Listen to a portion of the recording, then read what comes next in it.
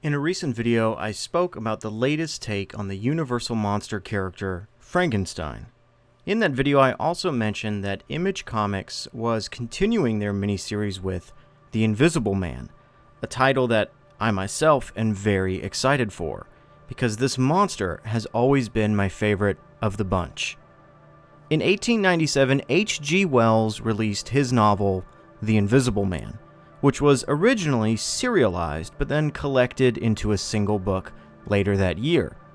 In this classic tale, a scientist by the name of Griffin finds a way to turn his body completely invisible, but loses his sanity while attempting to reverse his newfound condition. There have been a lot of Invisible Man stories throughout the years, most notably the 1933 film by, you guessed it, James Whale, the same man who made the original Frankenstein film we discussed in our last video.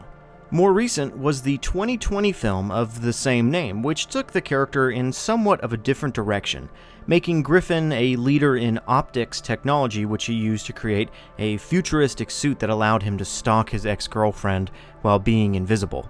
By design alone, I love The Invisible Man. Something about the wrapped man with goggles over his eyes just hits right for me. After all, I bought an Invisible Man pin from a toy store, and I do not collect pins. I don't think they're bad, I just know that if I get one, I want to collect them all, but this one was just so cool because I love this character. A character whose true identity is hidden behind a mask, and even more so with Griffin, when you realize what is hidden cannot be seen. In a way, it's actually almost the opposite effect we usually see. The character hides behind a mask so that you cannot see their true self, but Griffin hides behind his bandages so that you can see him. Image Comics is currently releasing their rendition of this story, but until it's completed, I won't be talking about it. So in the meantime, I wanted to instead take a look at a less well-known iteration of the classic monster tale, with Jeff Lemire's The Nobody, released in 2009 by Vertigo. The Nobody takes the classic story of the Invisible Man and puts it through the strange but charming style of Jeff Lemire's best work. While Griffin is the title character, we actually follow the perspective of Vicky, a young girl who befriends Griffin and acts as the comic's narrator. When Griffin first arrives in the small fishing village of Largemouth, people are skeptical of who he is, both based on his appearance and his sudden arrival. Why would anyone from a big city like Chicago come to Largemouth? And why is he bandaged up? Immediately, you can tell that certain people in this small town are not welcoming to outsiders. But even still, the young Vicky takes an interest to the bandaged man.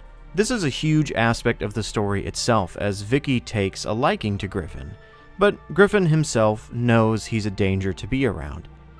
The comic mainly follows Vicky's recollection of not only Griffin roaming the town, but also the strange disappearance of her mother. Gossip runs rampant in Big Mouth, as word spreads and evolves about who Griffin really is. Vicky's father is enraged by the fact that his 16-year-old daughter is hanging around a strange, bandaged man, and is even more livid when he learns she spends the afternoon with Griffin alone in his motel room. It's important to understand that Griffin does not do anything inappropriate with Vicky, other than, well, mistakenly kissing her after he almost drowns and is seeing hallucinations. Vicky and Griffin have a very childish type of friendship, two people who feel lost in their lives, simply trying to connect. They are just friends, but Griffin knows the town will not see it this way. Griffin is eventually confronted by Kemp, a fellow scientist who wants the invisible formula. Both Kemp and Griffin worked together in their past life and suffered the same loss, the death of the woman that Griffin is seeing in his dreams. Both men loved this woman who is unnamed in this story. Kemp demands the formula, but Griffin warns him, saying it has not only taken away his body from sight, but it has also stolen his mind, making him insane. We see this take fruition when Griffin tricks Kemp into drinking the formula and then murdering him. But paranoia spreads through the town as a local man's wife has disappeared without a trace.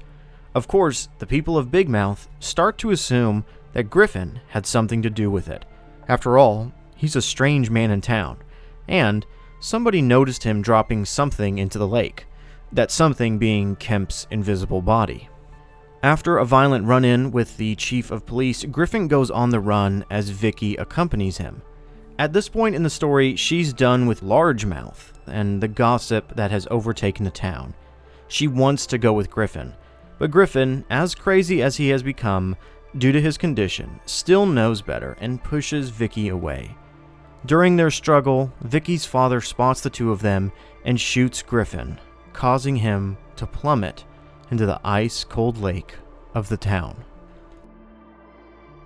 During the last few pages of the comic, we learn that the local man's wife who disappeared was, of course, never abducted by Griffin, but rather, she simply ran off with another man.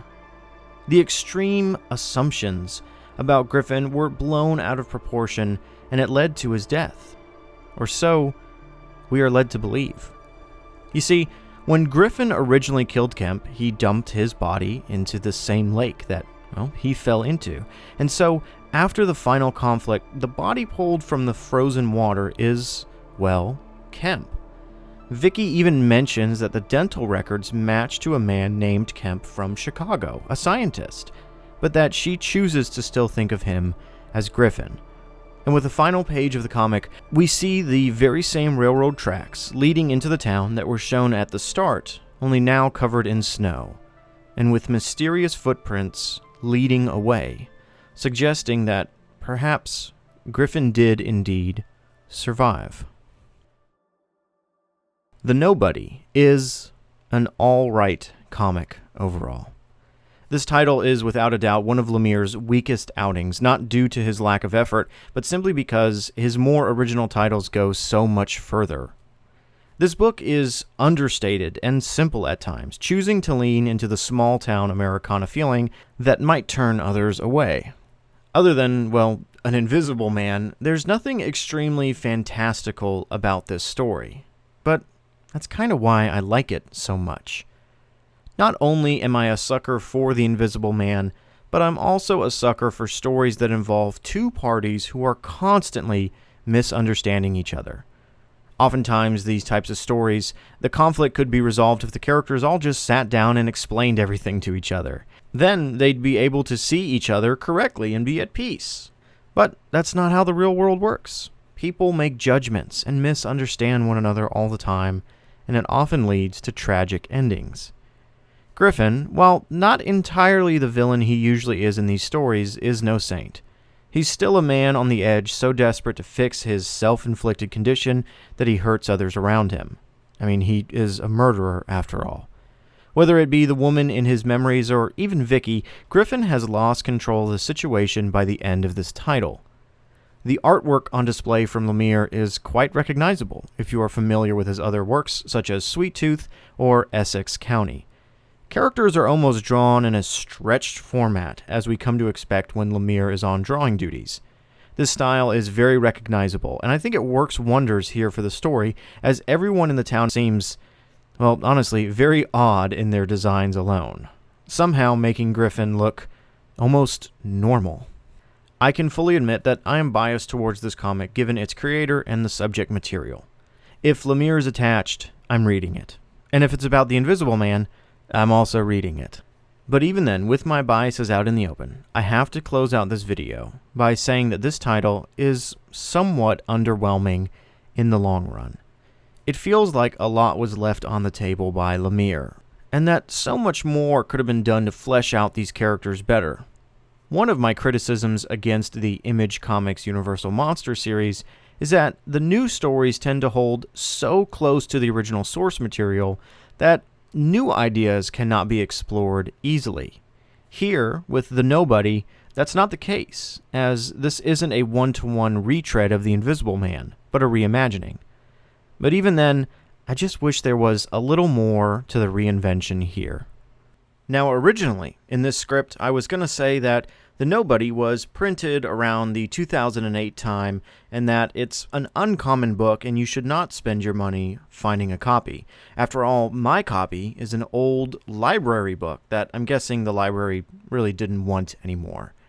I also mentioned that it's not really worth picking this title up, even though it hasn't been reprinted and most likely would never be reprinted. Well, of course, as soon as I write and record a video, things change. The Nobody is being reprinted next year in 2026 and has a new edition coming, which actually has some additional pages to it. At that point, I do think that this is worth picking up if you enjoy The Invisible Man or you enjoy Jeff Lemire's work. There's still more aspects to this comic that I didn't cover. Again, in these videos, I'm always going back and forth whether I should spoil the entire book or, keep some things in secret. And for this one, I gave you the main points overall what happened, but I do think there's some charming moments and some really scary moments within this comic that you can find buried in these pages. I normally always ask what you thought of the comic, but again, it's not likely that many people have read this, and so from this video, or maybe you went out and watched it and came back, what are your thoughts on The Nobody?